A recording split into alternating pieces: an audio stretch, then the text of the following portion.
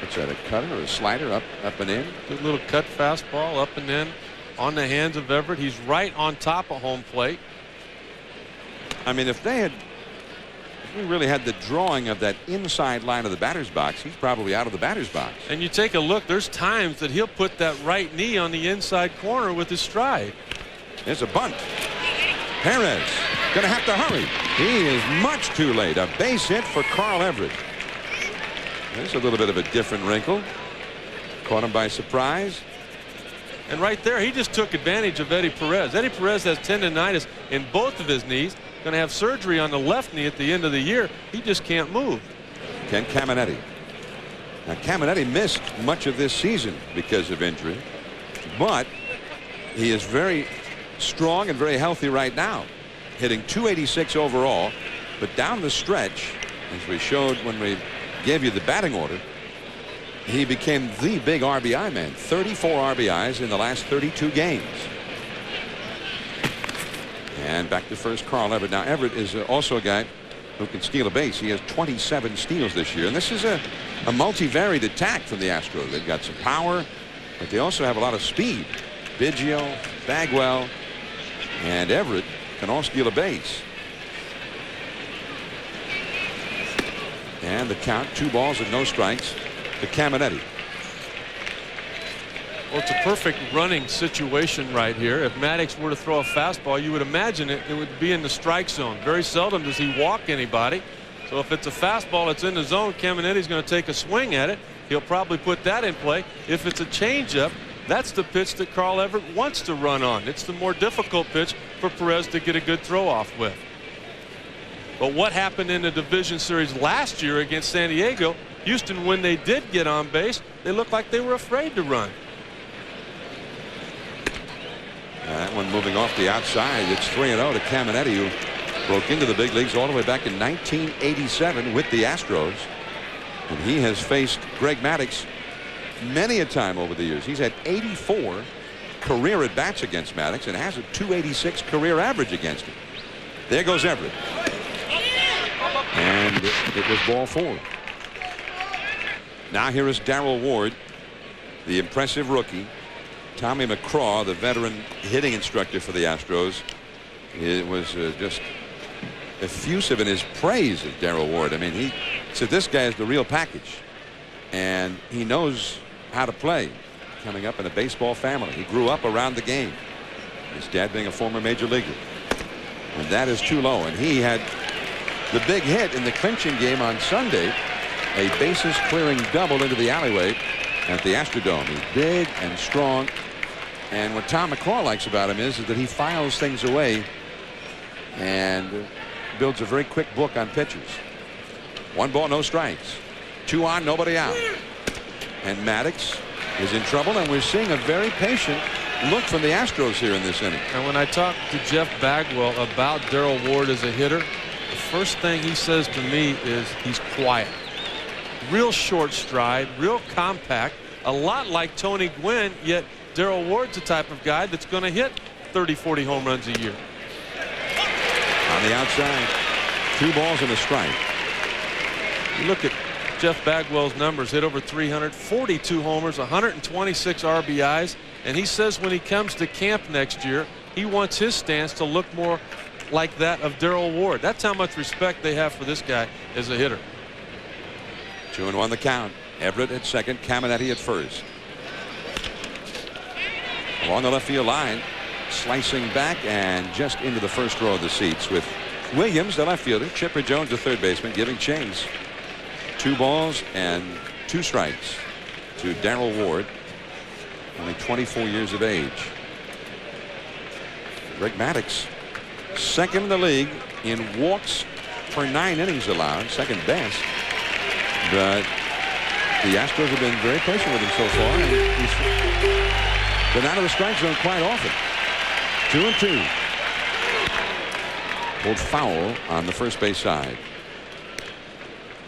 Still 2 balls and 2 strikes. Ward was with the Detroit Tigers and was part of a huge deal between these 2 ball clubs in June of 1994.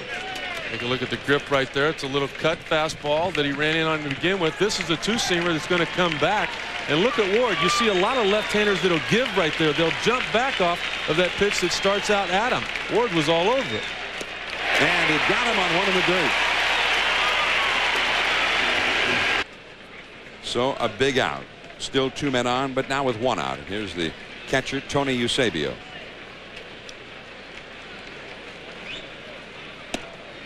Just missing on the outside. Eusebio is hitting .272, 4 homers, 33 RBIs. He's a big guy, but not a whole lot of power.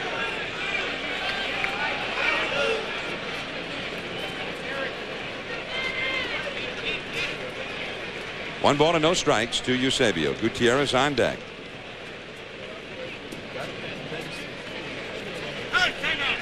And time taken. That's a good job right there on the part of Carl Everett. By distracting Greg Maddux, he's going to bring those middle infielders closer to him at second base. When you've got 1 out, you've got a slow running catcher at home plate. As an infielder, you'd like to play as deep as possible. They're not able to do that because of Everett's speed. And again, the excellent discipline, because that pitch looks like a strike coming in there, and it's dipping down out of the zone. 2-0.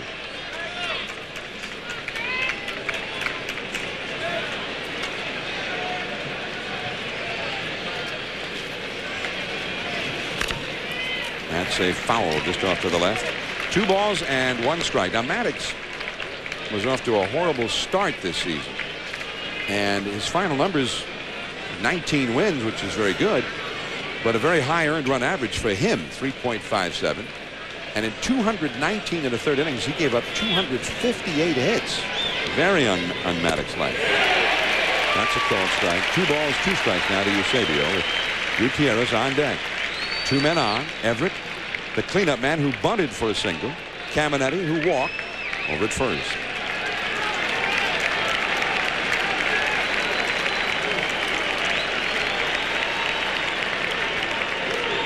And Eusebio fouls that one high in the air off to the right and into the upper deck. 2 balls, 2 strikes. Maddux, the other day in New York, going for his 20th win, got just annihilated by the Mets, who at one point had 8 straight hits against him, putting together a big inning. Olerud hit a grand slam. After the game, he said, "Hey, it's a funny game. I probably had one of my worst years, and I almost won 20 games." Fastball low and outside. It's 3-2 now. Well, that just goes to prove to you it's not always how you pitch, but when you pitch. Your ball club goes out there and scores 10 runs for you. It doesn't always matter if you gave up 8 or 9. There's Gutierrez on deck. All right, the runners may well be going. We'll keep an eye on them. They're not running. And he just got a piece of that one as he again pulled back a little bit, took something off. Still 3-2. Now I'm surprised they weren't running. I am too. Everybody always talks about the control of Greg Maddux, and they think that he can move the ball in and out at will. The thing for me that he's always mastered and done the best is that he can change speeds at will. Even though it's still in the heart of the plate, he'll add a little bit to that fastball. He can pump it up to 90 miles an hour. He can take a little bit off that changeup, back it off to 68, 70 miles an hour if he wants to, and he's not afraid to do it in any situation or in any count. Eddie Perez out to chalk the Maddux now. 3-2 the count. I had an interesting conversation with Perez about catching Maddux, because he says sometimes he'll call for a fastball. Maddux will nod his head and then throw a changeup. At which point Eddie's mad, because he's not mad at Maddux, but mad because he didn't think of that. Because he said when Maddux throws it, it almost always works. Runners again don't go. The ball is lined into center field, a base hit. Everett will come around to score. Caminetti stops at second, and the Houston Astros have taken a 1-0 lead on the clutch base hit by Tony Eusebio. Now Ricky Gutierrez. The Astros have a run on the board. Too low, and again, batter after batter taking that pitch that dips down out of the strike zone, as they have started to create this inning. Well, I think what really created was the bunt base hit on Everett that put Greg Maddux in the stretch. He's more comfortable out of the windup. Again, dipping low. 2-0. So Everett, the cleanup hitter, did something very unlike a cleanup hitter. I don't see Big Mac doing that too often. He bunted, and it worked, and started this rally. Well, Big Mac hits third, though, so that's true. If he hit cleanup, he'd bunt more. He'd be a bunter. It is 3-0 to Gutierrez. The pitcher, Shane Reynolds, on deck. And I'd like to see the look on the third baseman's face as the manager told him to move in because Big Mac might bunt. No, I'm sorry. Won't happen. 3-0 the count now to Gutierrez. Look out. That almost hit him. Ball 4. Either way, he's to first base. Maddox has walked 2 in the inning. He has thrown 25 pitches in this inning. 11 strikes. Shane Reynolds, who's a pretty good hitter. That is called a strike.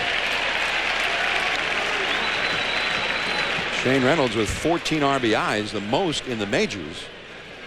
He had 11 hits, but 2 doubles, a homer, and 14 batted in. So he's a threat. Bases loaded. 1 run in right now. The Astros thinking of more. Biggio is on deck. And starting down the line was Everett, and they got him. Did he get him? Yeah, he did. Clifford Jones ended up in a foot race with, I say, Everett Caminetti, and they get it. The other runners move up. Right there is where the advanced scout of the Atlanta Braves is going to have a job for the next couple of years. They must have picked up the sign either coming from Larry Dierker to the third base coach, from the third base coach to the pitcher at home plate, or they could have picked up the answer. When the third base coach, Mike Cubbage, puts on the suicide squeeze, the hitter has to give him an answer. Whatever Reynolds did right there set off something in the Atlanta Brave dugout. They pitched out and picked up the big second out. And strike 2, 1 ball, 2 strikes. So the busted suicide squeeze, and the Atlanta Braves with a bit of intelligence from their scouts. The curveball, he threw his bat at it. Over to first is Hernandez for the out. And what could have been a disaster for Greg Maddux and the Braves ends up with just a 1-run scoring.